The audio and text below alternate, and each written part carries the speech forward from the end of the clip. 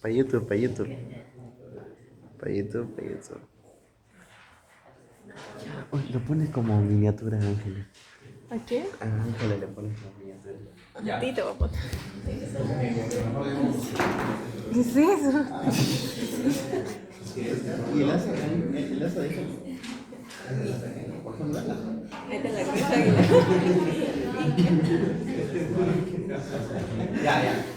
Ya chicos. Entonces tenemos ahora lo que viene a ser el sistema tubular. Entonces acá teníamos, obviamente, nuestro glomérulo.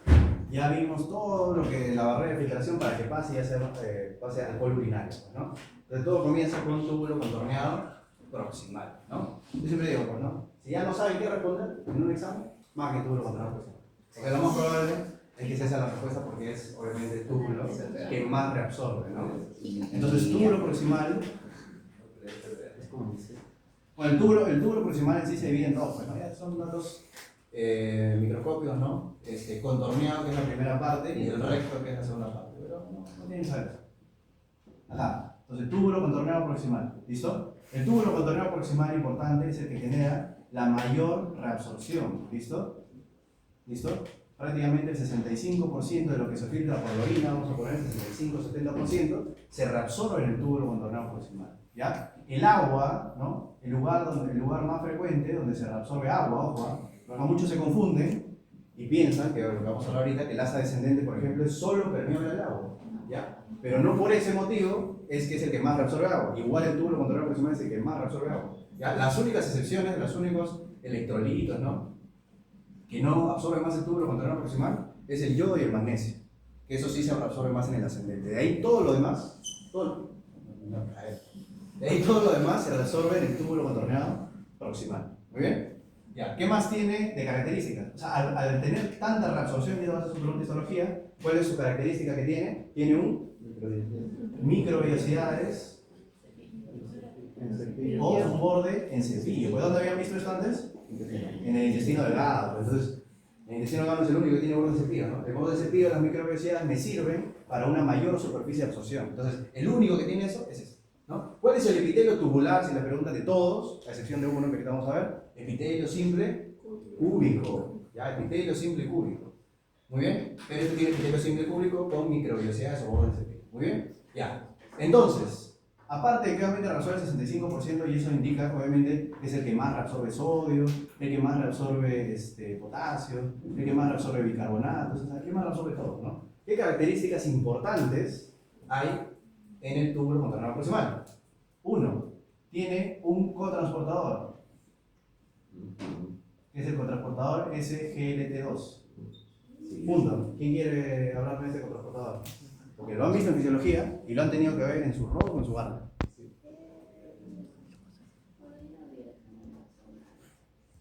Este lo han aprendido en la unidad 1 de fisiología, así que no hay excusas. Cuando hablábamos, cuando les enseñaban cotransporte, yo les enseñé eso también. ¿Qué es el SGLT2? ¿Qué es un cotransporte? Ya. ¿Qué es un cotransporte? Cotransporte. A ver. Sí, bien loco. No, ¿qué es el cotransporte? Nada más, cotransporte. ¿Qué es el cotransporte? El cotransporte no es el que se dio, el transporte activo secundario se viene. El cotransporte y el cotransporte. ¿Pero qué es el cotransporte?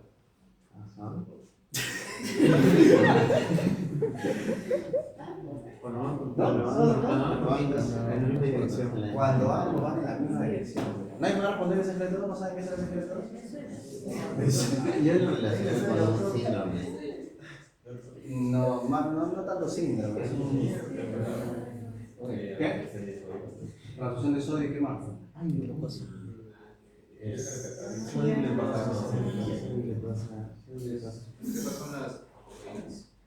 No, por allá.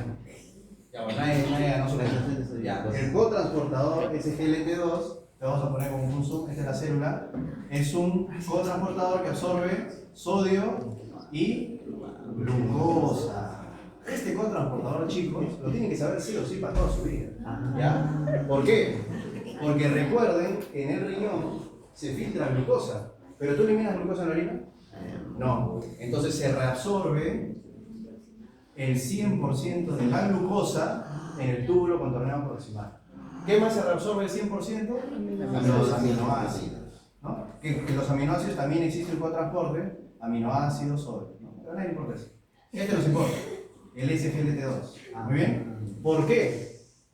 ¿Por qué? O sea, el entender esto, chicos, hay bastantes explicaciones clínicas, pues, ¿no? Pero el más importante es el hecho de que nosotros podemos actuar acá bloqueando. ¿Listo? Y eso es uno de los hipoglicemiantes que tenemos, ¿no? Yo les he dicho, no se preocupen, fármacos no les voy a preguntar, pero para que le vean una asociación, porque es tan importante el SGLT2. ¿Listo? Hay unos hipoglicemiantes que se llaman inhibidores del... Hay unos hipoglicemiantes que se llaman inhibidores del SGLT2. Muy bien. Entonces, al bloquear el SGLT2, ¿qué pasa? No se reabsorbe glucosa y tampoco se reabsorbe sodio. Entonces se elimina toda la glucosa por la orina. Entonces por eso es un hipoglicemiante. ¿Listo? Entonces son fármacos que se llaman empaglifosina, dapaglifosina, ¿no? Pero son, por ejemplo, los fármacos actuales que son de los mejores para los pacientes cardíacos. Ustedes dirán, ¿por qué en un paciente cardíaco se supone que es un hipoglicemiante? Porque al actuar en este cotransportador también bloquea la absorción de sodio. Entonces bota sodio y descongestionas al paciente. ¿Entienden? Entonces por eso es importante esto. Y también esta explicación, para que vean una asociación clínica más, cuando ustedes vean su fórmula de electrolitos, los electrolitos tienen 75 miliequivalentes de sodio y 75 miliequivalentes de glucosa. ¿Por qué tienen que tener eso igual? Porque al venir por acá, cuando tenés 75 vas a absorber los dos. Y vas a absorber sodio, que es lo que te importa para rehidratar al paciente. ¿Entienden? Entonces el SGLT2 no se les puede olvidar. ¿Ya? Muy bien, entonces se absorbe 100% de glucosa, se absorbe 100% de aminoácidos y se absorbe todo lo demás. Primera tubulopatía. ¿Qué tubulopatía es el...?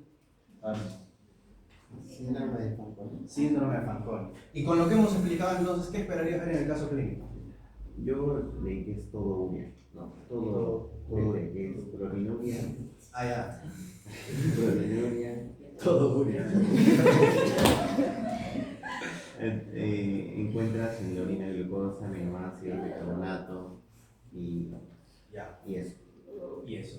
Exactamente. Ya, entonces, ya, todo lo que son tubulopatías sí los voy a preguntar, chicos. ¿Ya? Entonces, tubulopatía que afecta el túbulo proximal es el síndrome de Fanconi. Muy bien. Entonces, es como que se apaga tu túbulo proximal. Entonces, los pacientes tienen, obviamente, orinan un montón porque se está eliminando, se está jalando mucho sodio con agua, ¿no? Porque acá se absorbía todo. Pero lo característico que te van a poner en el caso clínico es que van a tener glucosuria y aminosiduria. Ah, te puedes poner proteinuria también, ¿no? Pero ya se te pone específicamente aminosiduria, porque en sí no es que no están pasando proteínas, pero están pasando aminoácidos. Entonces, glucosuria con aminosiduria y hace síndrome de Fanconi. No confundan con anemia de Fanconi, que es otra cosa que no muy. Este es síndrome de Fanconi. ¿Listo? Afectación del túbulo contorneado proximal. Nada más. Proteinuria de Benson-Young. Ah, ya, ese es, son proteínas normales. Es proteínas de OFSA. Algo así. Pero no es como patológico, ¿no? Así te sale como... ¿Dónde es? ¿Dónde está?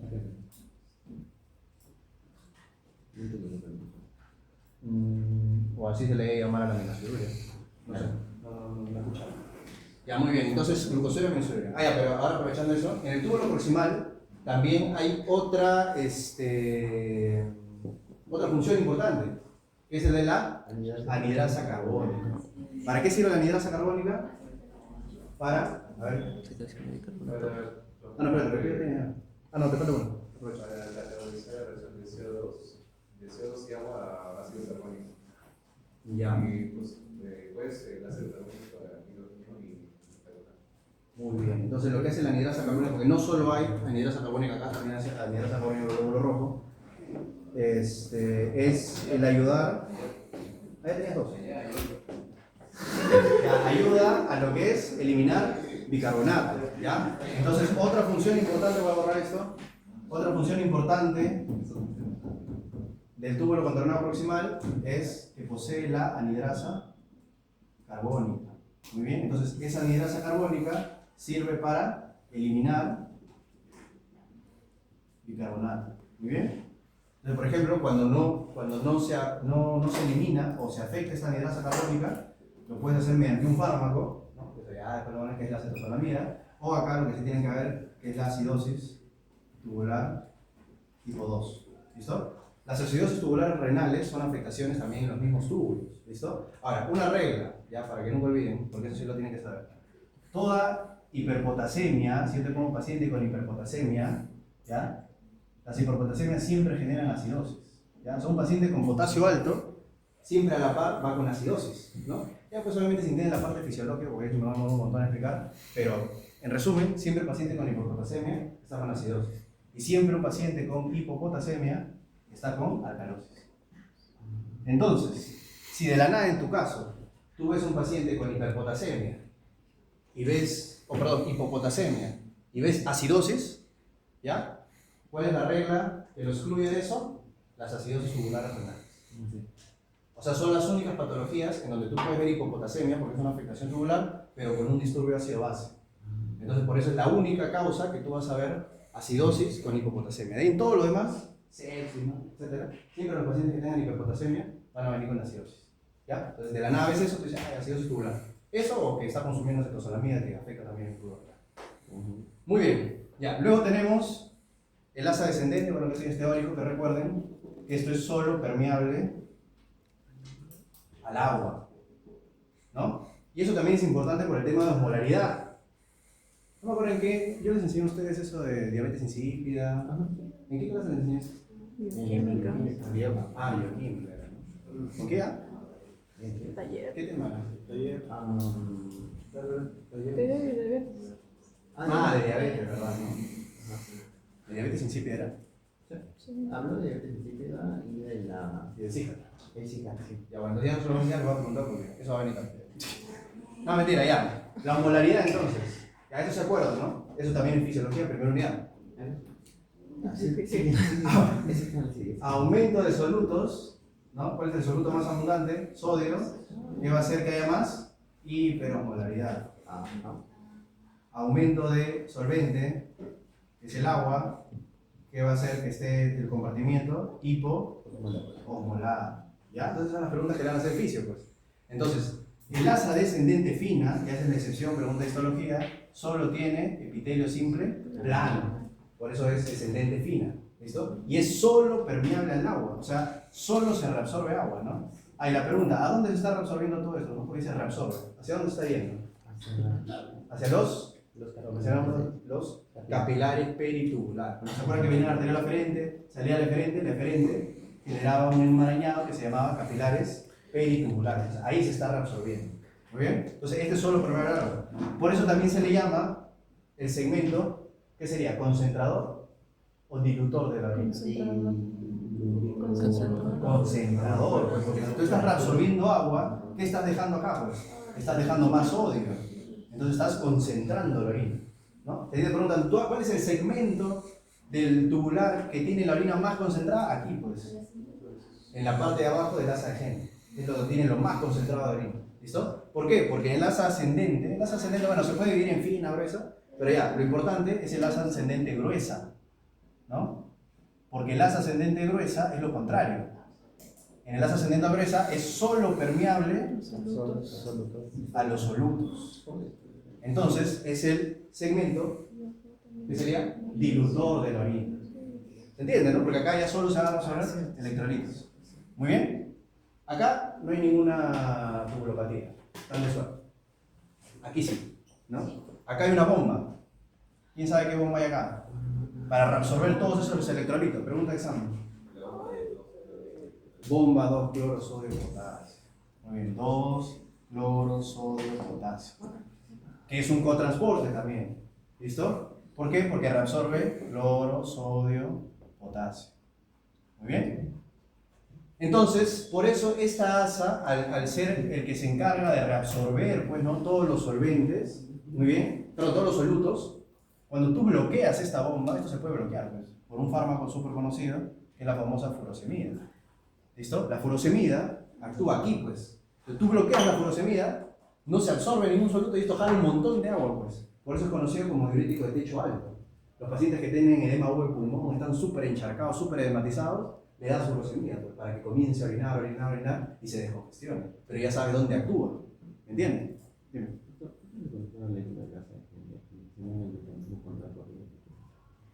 Esto pues. Contra corriente. O sea, bloquea pues.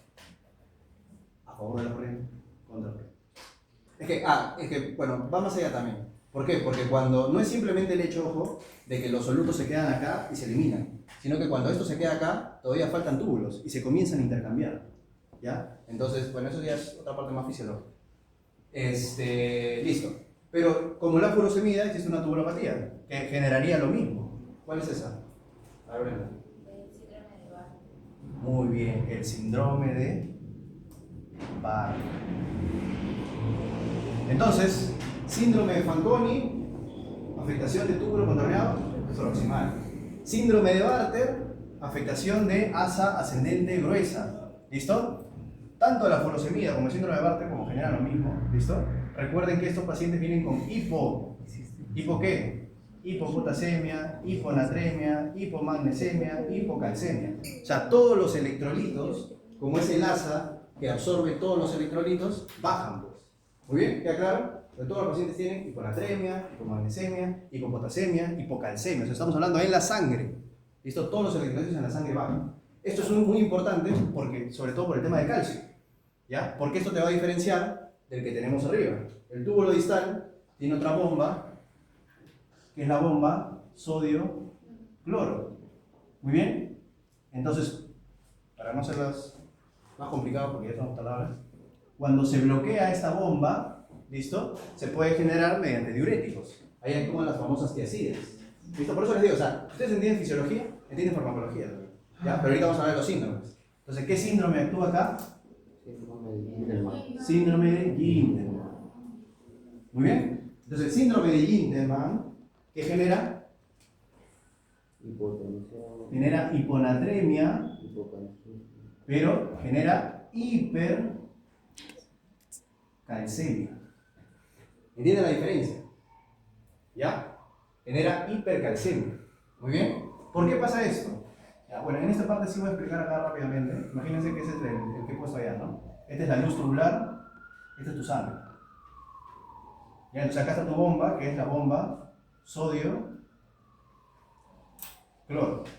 Muy bien. Pero acá hay otra bomba, que es en la membrana vasolateral, que es la bomba sodio-calcio.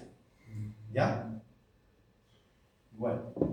Entonces, si tú bloqueas esto, o se enferma ese túbulo, porque es el mecanismo de las tiacidas también para que sepan, si tú bloqueas esto, ¿qué pasa? Pues no se absorbe sodio.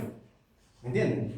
Entonces, al no absorber ese sodio, esta bomba, ¿listo?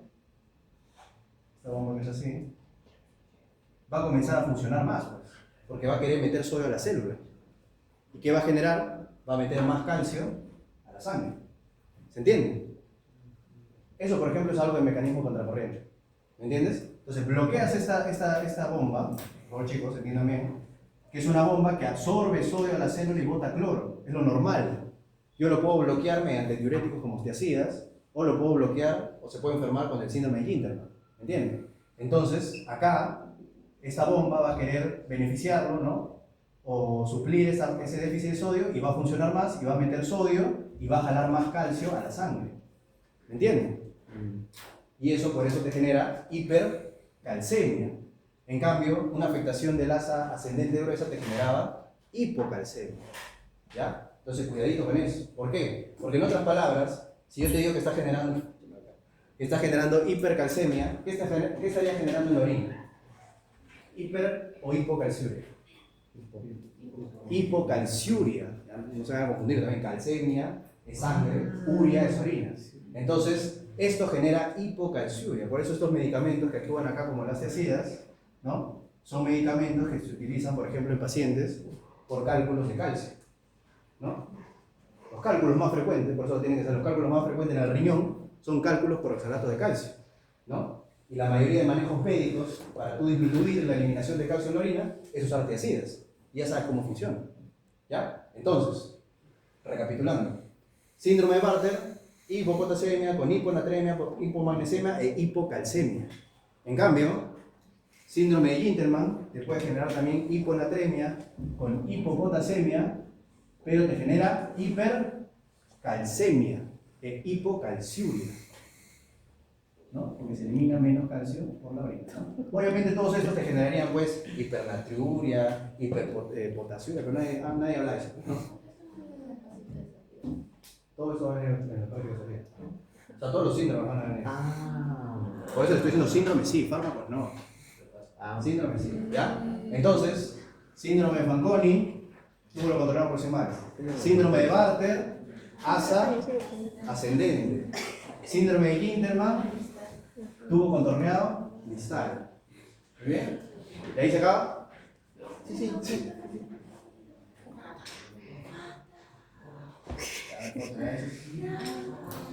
sé explicar. Tampoco no hacer de nada. Suscríbanse. Ya, ¿qué síndrome falta? ¿Para una intervención más? ¿Cómo? Síndrome de líder. ¿Y qué es el síndrome de líder?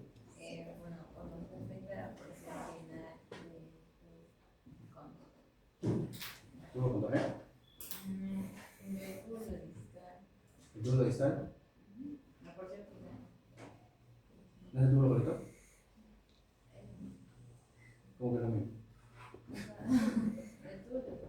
Ya, bueno, véanlo más por el tema de afectación del túbulo colector. Ya. Bueno, para una intervención, porque muchos no están respondiendo ya. ¿Qué hay en el túbulo colector? Lo importante. ¿Qué células hay? Funciones.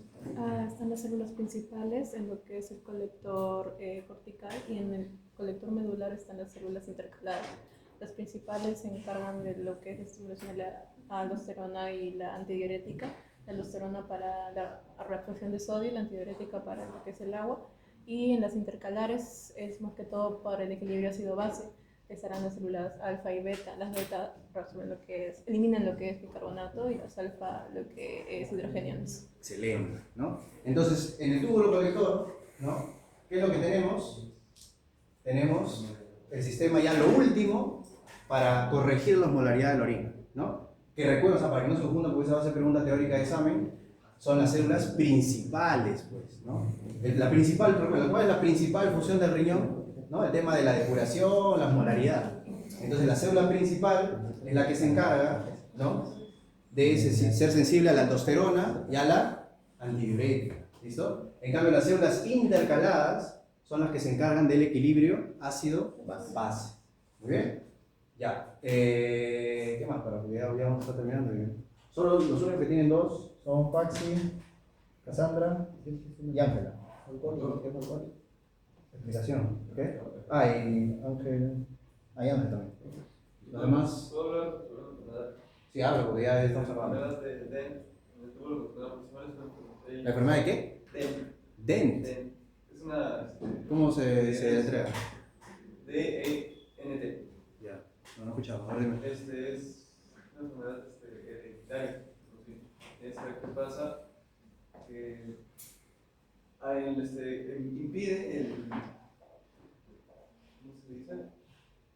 La reabsorción de proteínas que llegan a ser importantes. En este caso, ¿y qué va a pasar? ¿Esto cómo se debe? Es por el proceso de endocitosis que ocurre en el túbulo contorneado proximal, en el que al tratar de hay un gen que por medio de endocitosis jala proteínas y las tiene que pasar por un proceso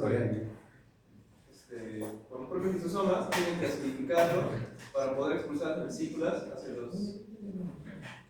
Ya, voy a leer la enfermedad porque la verdad me puede estar floreando cualquier cosa y yo no sé qué es la enfermedad. El gen es 665. El gen afectado es el que se encarga de acidificar, entonces las proteínas de por sí no van a pasar, y esto va a causar una atrofia articular y después una insuficiencia renal. Ya. Voy a dejarla ahí, También quisiera hablar sobre una enfermedad. Sobre la acidosis tubular renal tipo 1, Ya. en donde se afectan las células intercalares tipo A. Entonces, pues, como consecuencia, no se va a secretar los hidrogenones. Y eso se puede ver en la clínica con una acidosis. con un pH más de 5.5 y además de eso, hipercloremia. Ya, muy bien. Claro, entonces ahí están las otras acidosis, ojo. Porque ¿qué pasa, no? Acá tenemos las acidosis tubulares, hay las más importantes es la 1, la 2 y la 4. Entonces ya hablamos la 2, que es la que afecta la anidasa carbónica en el túbulo proximal. Eso también anoten, acidosis tubular tipo 2. Ahí. Su compañera ya ha hablado de la tipo 1, que es la que va a afectar a las células alfa, que son células intercalares que tienen que ver con el intercambio ácido-base. Y falta una, la acidosis tubular tipo 4. No, tipo... Sí, claro, tipo 4. ¿Dónde estaría esa? También está acá, pues por eso todavía no hemos hablado de esas. ¿Alguien sabe? La acidosis tubular tipo 4. ¿Dónde está? ¿Ahí? Es la que afecta al receptor de aldosterona. ¿Ya? Ahí está la foto. Dime. Justamente acerca del síndrome nefrítico endotelial endocapilar se menciona que aproximadamente 2 a 3 semanas después de una infección respiratoria se considera este síndrome, pero es de 4 a 6 semanas en piel. Luego también que se menciona es que generalmente está constituido por Streptococcus B hemolítico alfa y que esto generalmente afecta directamente a las células, como usted mencionó, a las células mesangiales, pero de una manera totalmente distinta a lo que pensamos. ¿Qué es lo que pasa? Se une el antígeno con el anticuerpo para este Streptococcus y obviamente vienen las células, los macrófagos y las células inmunitarias para poder fagocitarlo. Lo que genera esto es una proliferación masiva de las células mesangiales y esa proliferación masiva, aparte de obviamente dañar el propio mesangio como tal, que vendría a ser una matriz celular, genera también una proliferación masiva de la membrana y esto aumenta el grosor de la membrana de filtración y se genera pues ese daño capsular, tanto sea por el estreptococo como tal, pero también daña la membrana celular del endotelio y eso genera aproximadamente el aumento del diámetro de los 70 nanómetros que conocemos de los capilares fenestrados y me permite obviamente la salida de las proteínas y también obviamente de la sangre. Ya, muy bien. Bueno, he visto el tema del tiempo. El examen va a estar a base de 18, entonces, ¿ya? Y las intervenciones, o sea, 2 son sus 2 puntos extras. Ya, porque obviamente creo que más de la mitad no pueden intervenir una vez. Así que en el examen tienen la oportunidad de sacar 18. Ya, vamos a terminar con el túbulo colector. ¿Ya? El túbulo colector, entonces, recuerden chicos, tiene sus células principales. ¿Ya? Que las células principales se encargan de lo que es la aldosterona y la antidiurética. ¿Ya? Nunca olviden eso, chicos. Yo ya les enseñé el tema de hiperopolar y hipopolar. Entonces, la aldosterona lo que hace, recuerden, es reabsorber sodio y botar potasio. Por eso, cualquier cosa que hiperactive la aldosterona te genera hipernatremia e hipopotasemia. Lo contrario, cualquier cosa que bloquee la aldosterona, ¿no? Porque también hay otros diuréticos que se llaman, por ejemplo, la espironolactona, bloquea la reabsorción de sodio, pero ¿qué hace? No se elimina potasio, no se excreta y genera hiperpotasemia, ¿ya? Y la antidiurética, su función es reabsorber agua, ¿no? ¿Por medio de qué? De la coporina 2. Esto también es importante, ¿eh? La coporina 2 es la que actúa o es la que es estimulada a nivel del túbulo colector por la antidiurética. Acá, el túbulo contorno proximal que reabsorbía también la gran cantidad de agua, ojo, es acoporina 1. ¿Muy bien? Entonces no se vayan a confundir con eso. ¿Ya? En cambio, las células intercaladas, que están más abajito ya prácticamente en la médula, como dijo su compañera, hay células beta, células alfa y hay células beta, ¿no? ¿Qué secreta cada una? ¿La alfa qué secreta? Hidrogeniones. Hidrogeniones. El alfa secreta hidrogeniones. Sí. ¿Se acuerdan, pues? Alfa hidrogenión, beta de bicarbonato. Muy bien. Listo. Y acá, con lo que les digo, una afectación, ¿no?, en la secreción de hidrogeniones, lo que dijo su compañera, aquí está la acidosis tubular tipo 1. ¿Listo? Causas, entonces, de acidosis con hipopotasemia. ¿Por qué? Porque al tú bloquear esto, existen otras bombas que hay bombas de hidrogenión potasio. Por eso es que pasa todo eso. Pero eso ya es una clase más larga de fisiología. Muy bien. Entonces, hasta ahí, ¿quedó claro? ¿Cuál faltaba? Dijimos, el síndrome de Liddle. ¿Listo? Entonces, el síndrome de Liddle es un ejemplo. No lo puedo poner acá. ¿Ya? Esta es la aldosterona. ¿Listo? Y la aldosterona actúa acá. Y acá hay otra proteína. ¿Listo? Otro canal. ¿Listo? Que absorbe sodio. Entonces, eso es el síndrome de Liddle. ¿Ya? El síndrome de Liddle es una estimulación exagerada de ese canal epitelial de sodio. ¿Listo? Entonces te genera hipernatremia. ¿Ya? Esa es la característica del Liddle. Genera hipernatremia porque se absorbe mucho sodio, pero te genera una con niveles de renina y aldosterona bajos. ¿Por qué? Porque esa hipernatremia, ¿ya? Con la hipopotasemia, ¿listo? No es porque es una exagerada función de la aldosterona, ¿se entiende? ¿No? Es porque es una exagerada función del canal que le sigue. Por lo tanto, tiene hipernatremia, tiene hipopotasemia, como que fuera un exceso de aldosterona, pero el cuerpo, para compensar eso, comienza a disminuir sus niveles de renina y de aldosterona, ¿no? ¿Por qué renina? Ya es lo último que vamos a hablar, ¿no? El famoso aparato yuxtaglomerular. El aparato yuxtaglomerular, un minuto lo explico, súper sencillo. Pregunta de examen, ¿dónde está el aparato yuxtaglomerular? O sea, en todo este sistema tubular, ¿dónde estaría más o menos? A ver, para una participación. En el túbulo contorneado distal. En el túbulo contorneado. Bueno, específicamente es en el túbulo recto, ¿no? Pero ya, vamos a ponerlo acá. Entonces, ¿por qué está ahí? Sergio, ¿puedes ayudarme con la anterior? La anterior. Un antes. Y acá. Entonces, porque esto es la mácula densa. Pregunta de examen, ¿no? ¿Qué es la mácula densa? El epitelio que era de túbulo. Epitelio simple, cúbico, ¿no? Entonces aquí es como que cúbico, pero acá genera una especialización que se vuelve epitelio simple cilíndrico, ¿listo? Entonces esa es la mácula densa. Ya, ¿quién más forma parte del aparato yuxtaglomerular? Las células yuxtaglomerulares, que son tanto de la arteriola aferente, ¿no? Como están viendo acá, que son células de músculo liso, o eferente. Pero sobre todo, si te ponen en un examen aferente y eferente, marca aferente, porque generalmente es aferente, pero pueden ser las dos. ¿Listo? Y lo otro es el mesangio, pero el mesangio extraglomerular. ¿Ya? Eso nunca se deben olvidar. ¿Quiénes componen el aparato yuxtaglomerular? Mesangio extraglomerular, mácula densa, que son células especializadas del túbulo contorneado distal, y células yuxtaglomerulares, que son células especializadas, o sea, células de músculo liso especializadas de la arteriola aferente. ¿Y cómo funciona este sistema? ¿Quién quiere participar? Usted tiene dos. Vale. Es en sí, por como tal, todo inicia con la mácula densa. Se supone que cuando detecta bajos niveles de sales, como es en el caso de sodio, hace que se libere como tal la renina. ¿Quién produce la renina? ¿Diga? ¿Quién produce la renina? Las células yuxtaglomerulares. Estas liberan la renina, viajan por la aferente, Ya me y se estudiado van- todo. Es que viajan directamente al torrente sanguíneo para encontrarse con el angiotensinógeno que es producido por el hígado. Cuando se unen, pues terminan aportando una cierta zona y se une angiotensina 1, de la angiotensina 1 se pasa a los pulmones, de los pulmones recién se convierte a angiotensina 2 y retorna de nuevo al riñón para ir directamente a la glándula suprarrenal, sino a la parte de la corteza, la porción glomerular. Muy bien, excelente. Y ahí, Y hay la aldosterona de función. Muy bien. Ya, muy bien.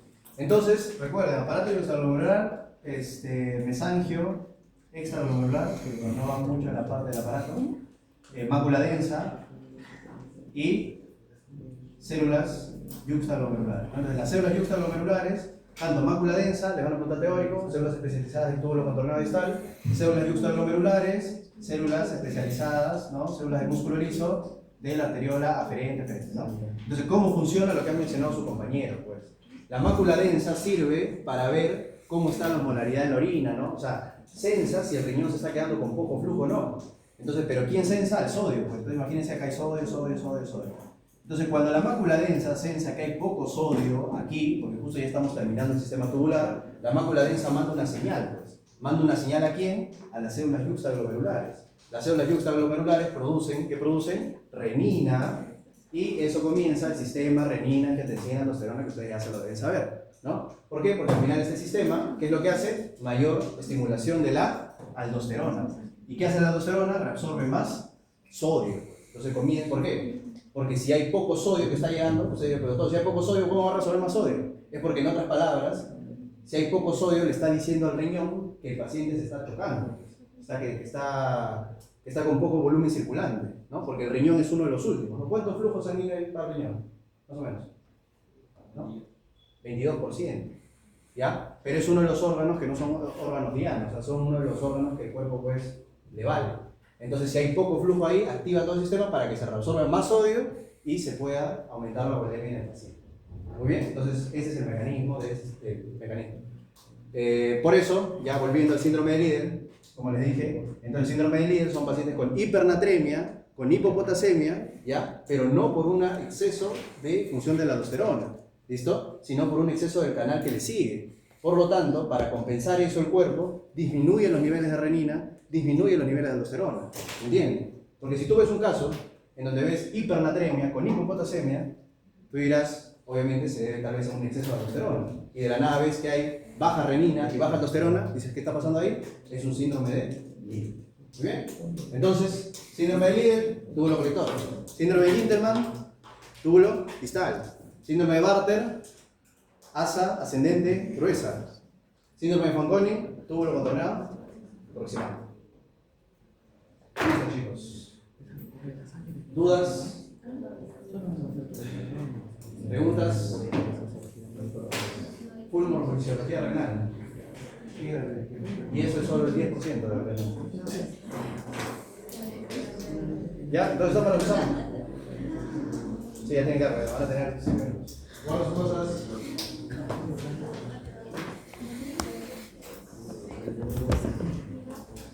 ¿Qué te